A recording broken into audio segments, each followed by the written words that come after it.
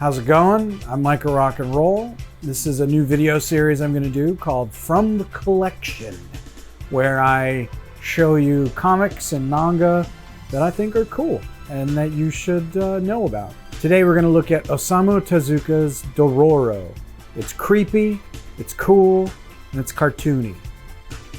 Oh my gosh, this is so embarrassing. I left out a copy of my comic book Orange Flavor, which is available for sale at orangeflavor.fun for $4.99 for a beautiful print copy like the one you're seeing here. It's also embarrassingly available for Pay What You Want Digital. Man, this is I apologize. This is super unprofessional that I left this here. God forbid you guys went to go check it out, see if it was for you. It's all comedy, stories, bits, gags, that sort of thing, all comedy. But yeah, this is not supposed to be here. I really apologize for that. We're here to talk about Osamu Tezuka's Dororo. I'm a bad nerd. I'm going to be honest with you. When I read something like this, after I'm done, my brain is not filled up with all the cool trivia facts I remember from it that I can prove to other nerds that I'm awesome or whatever. I don't remember any names, anything like that.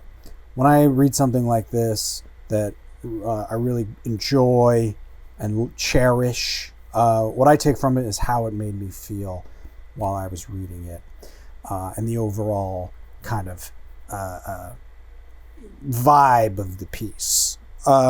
So with that in mind, I'm going to quickly read you the Wikipedia plot summary just to refresh myself. So here we go. It says, Dororo revolves around a ronin named Hyakimaru and young orphaned thief named Dororo. During the Sengoku period, the ronin was born malformed, limbless, and without facial features or internal organs. This was the result of his birth father, Daimyo Kagemitsu Daigo, forging a pact with 48 sealed demons so that he might rule the land and increase its wealth and prosperity. In return, he promised the demons anything that they wanted, which belonged to him. This enabled them to roam free and commit atrocities in the countryside. I'll stop reading there. So let's crack this thing open and let's go through it together. Tezuka, if you don't know, he's the dude behind probably Astro Boys is probably his most popular work, I would guess. Oh man, look at that already. Already badass. Let me get a seat here. Okay. So we open on this rain-drenched temple situation, and we immediately are introduced to the protagonist's evil father. You can tell he's evil because of his angry, grinning face. Good cartooning there. You know immediately this isn't exactly a good guy. And we see the aforementioned 48 demons sealed in these statues. Man, I just look how awesome that looks.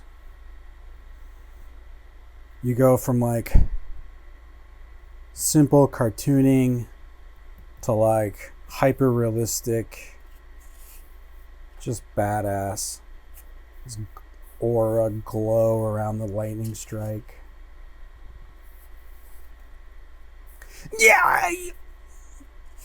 Yeah, so he's making a deal with the devil, essentially, except it's with these 48 demons.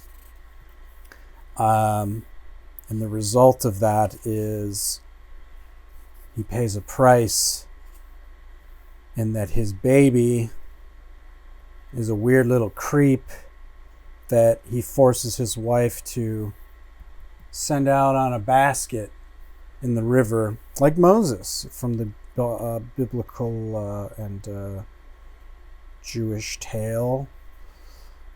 This book is, funny, it's cartoony, but it's also has these serious elements, these creepy elements, these momentary panels that are like hyper detailed and beautiful.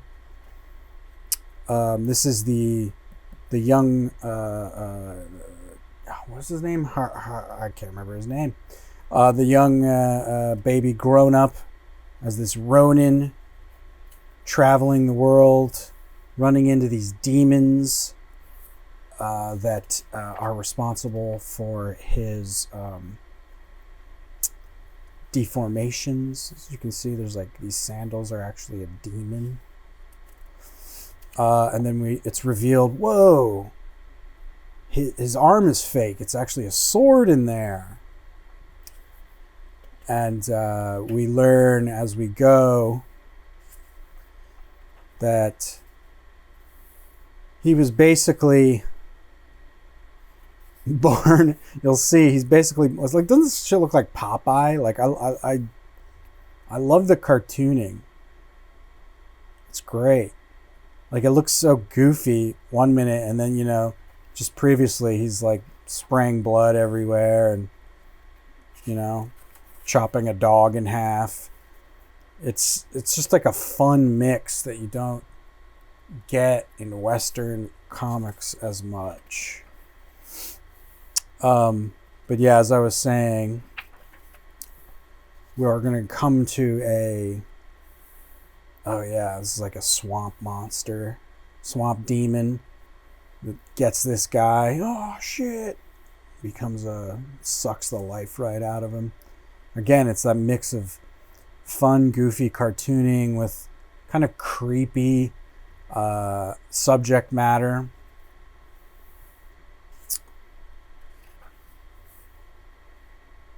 Cool action. It's Dororo, by the way. This is who the book is named after. He's a funny character. It's this little rambunctious thief that starts to just tag along with the main character here.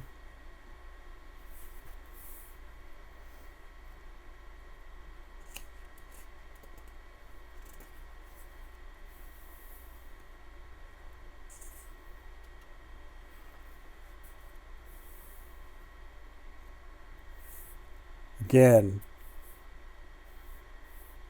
it's like, what the hell's wrong with this guy? All his body parts keep falling off. It's because none of them are real. He was born with no body parts. He's like a slug. And everything on him is a fake prosthetic built for him by, I believe, this dude. So yeah, here's where we get our flashback explaining more about his, again, the creepy, like, this is just like a flesh noodle baby with like no limbs or eyes or mouth or nose. Like, it's so weird and gross. But this guy takes pity on him and gets to work helping him out. It's like like a cat box. But yeah, as you can see, having a tough time here, this little runt. But then he builds him all these body parts, and he now, fake it till you make it can look like an actual little kid. And he has all these secret weapons built into his body, like that sword we saw earlier.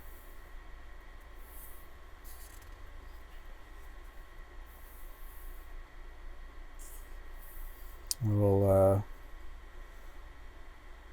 self-portrait by the artist there.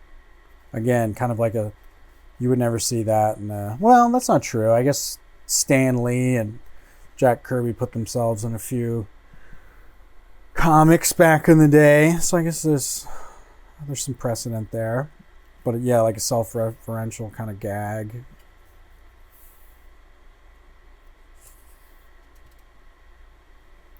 but it's also has like this serious element to it that is, feels like a real, story. It doesn't feel like you're reading like a jokey, comic strip or anything. Again, those nice visuals. When he takes the time to really render, mixed in with these cartoony elements. But the adventure is you're following... God, I wish I could remember his name. It already slipped my mind. Hold on. It's going to drive me crazy. It's like Hyakimaru or something like that. Where'd he go? Yep, Hyakimaru. You follow Hyakimaru and Dororo, who starts tailing him.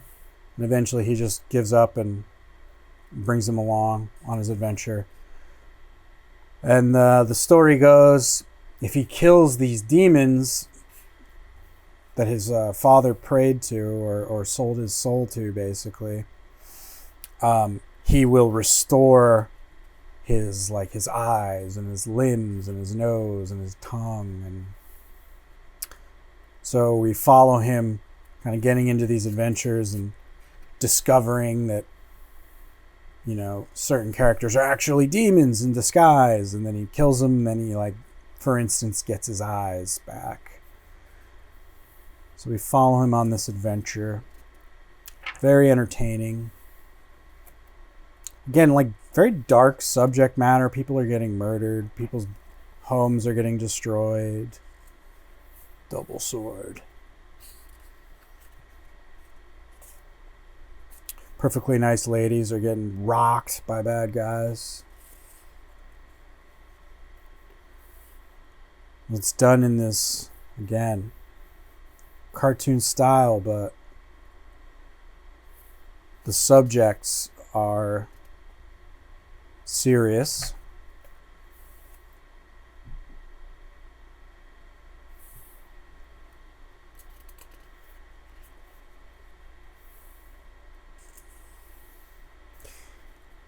I read this whole thing in a couple days, just blasted through it, couldn't put it down. It's almost 850 pages, I think, and I was still damn, I'd read more. To give you a sense of how entertaining it is. And it's one of those stories that gives you that good bittersweet feeling when it's over. There's these sad elements. It's not just some kind of cheeseball happy ending. These characters are great. These weird creature designs.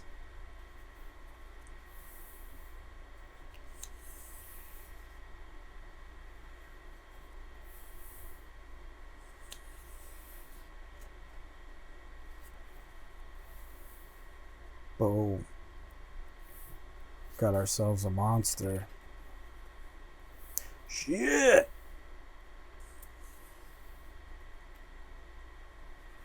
In each chapter you've got some new fun demon he's got to deal with. Dororo gets in his little adventures.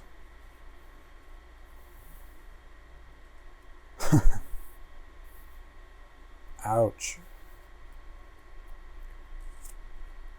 And they help each other out, make each other's lives more difficult. But they keep hanging out, so they must be friends, I guess, huh?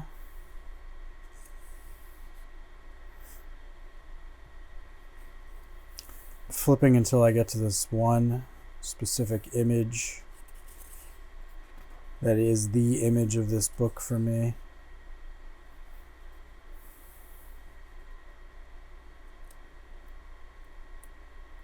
Again, that mix of genres, so fun. And the mix of cartoon characters with realistically rendered environments.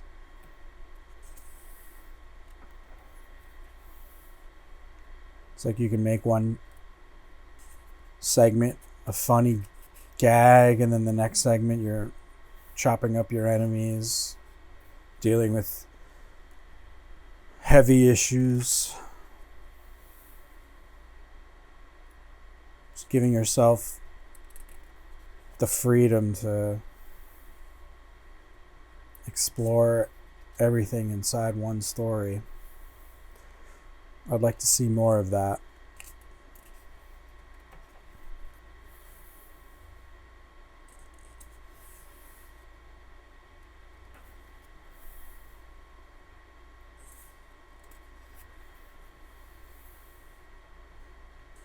Still dealing with this lizard freak monster demon.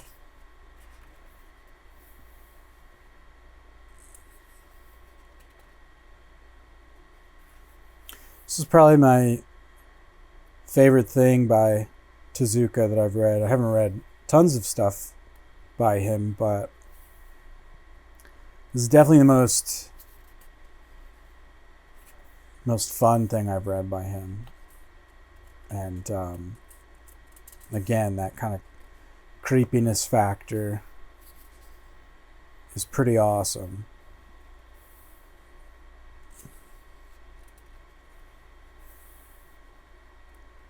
And the humor of dealing with this little pain in the ass Dororo that keeps tagging along. Like, what the? Creepy, weird.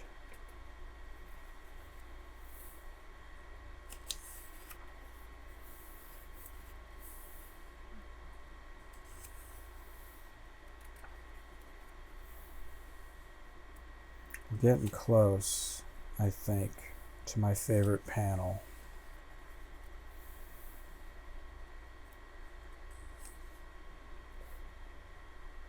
Bro, your hand and your sword.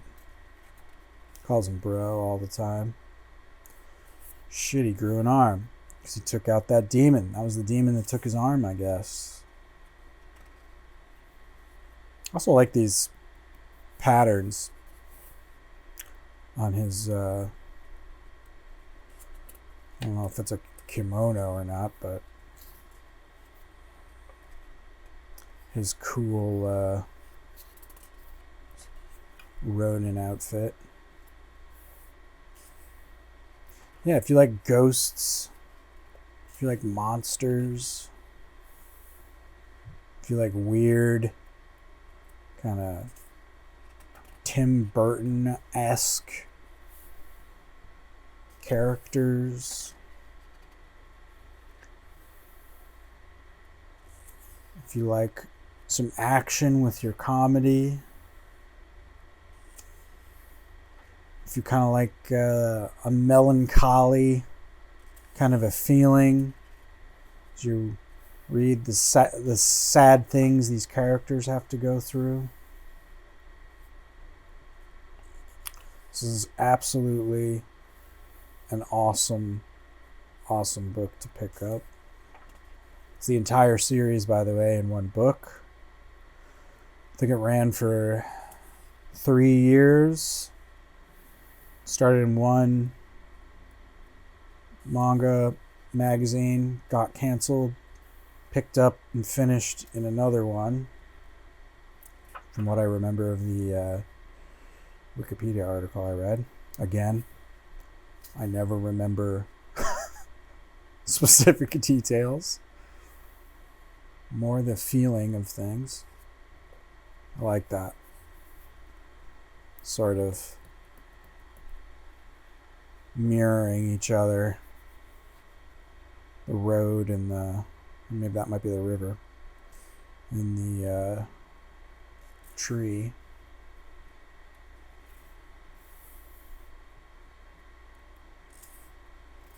So yeah, a lot of people in that panel will battle.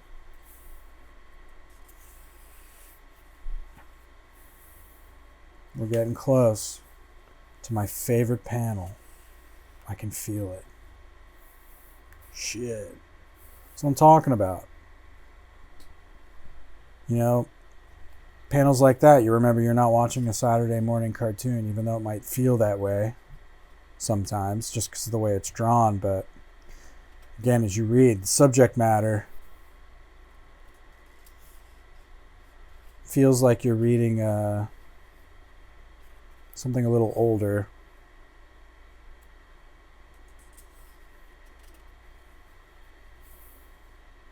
Oh, he's pissed. Dororo's pissed.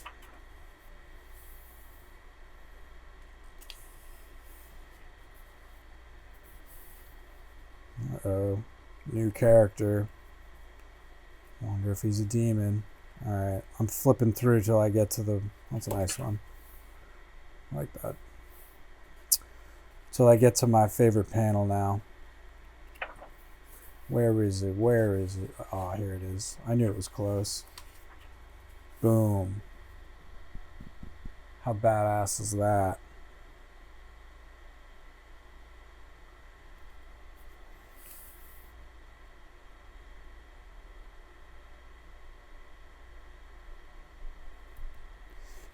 You just kind of want to sit there for a second.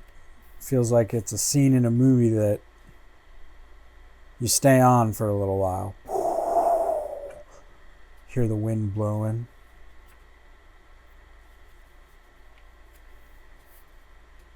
They emerge out of the storm.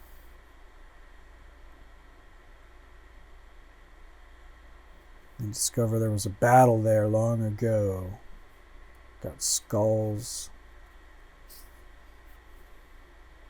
piled up around this strange wall.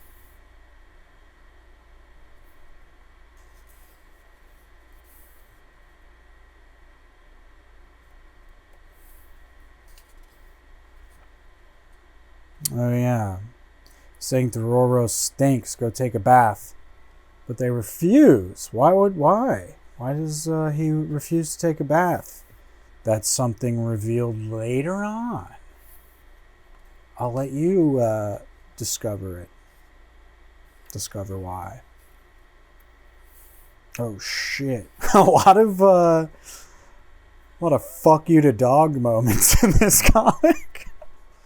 Just beheads this fucking wolf.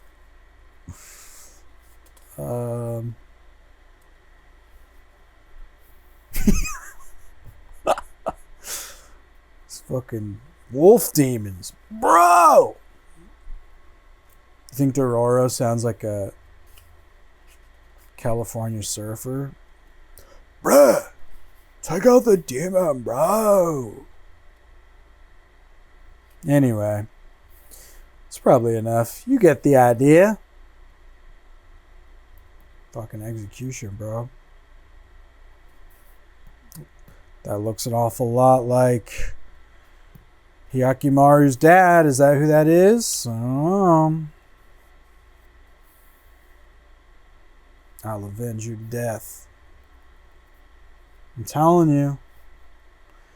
The cartoon mixed with the serious. Potent. Good. Tasty. Fun. Lots to take from that. Western comics folk. Good writing, too. Make it actually enjoyable to read. Engaging. Good lesson. But yeah. Oh, shit. He realizes who it is. All right. That's enough spoilers. 48 demons, baby. So yeah, I highly, highly, highly encourage you to check out Dororo. Super good. This is the omnibus edition. Eisner Award winner, baby. Eisners were just recently, I think yesterday, actually. Congrats, Ed Piskor. R.I.P. You were directly responsible for inspiring me to get off my ass and make my own comic book. Eddie P right there, baby. Rugg right there, baby. Jim Rugg. Special thanks, Ed Piscor, Jim Rugg. Helped me get to the finish line with your unending enthusiasm for all the cool comics you showed me on your YouTube channel. I don't know if they did Dororo. I assume they did. I bought this one on a whim, and I'm glad I did because it turned out to be extremely awesome. But they definitely turned me on to a lot of comic books. If you don't know the Cartoonist Kayfabe channel, go check it out. There's thousands of amazing videos on there. And if you'd like to check out my comic, you can go to orangeflavor.fun, get yourself a copy of your new favorite alt comedy anthology. I got a 11-page story in there. Got a fun, cute anime girls investigate the Department of Defense bit. Got some nice nature drawings. Got a bulletin board about how to be kind of give a middle finger to the government, sort of a thing. Got street art critic talking trash and praising real, legitimate sticker art here in New York City. Got all kinds of fun gags. Orangeflavor.fun. Get yourself a copy. There's a free pay what you want digital download if you just want to check it out. And get yourself a copy of Dororo. It's I highly recommend. Super, super entertaining. Awesome art. Just a fun story that covers all kinds of genre bases and feelings, and it's a cool mix that you should definitely check out. Anyway, thanks for watching the video. Like and subscribe. No, seriously, please do. I'd like to have a successful YouTube channel. That'd be cool. Until next time, goodbye.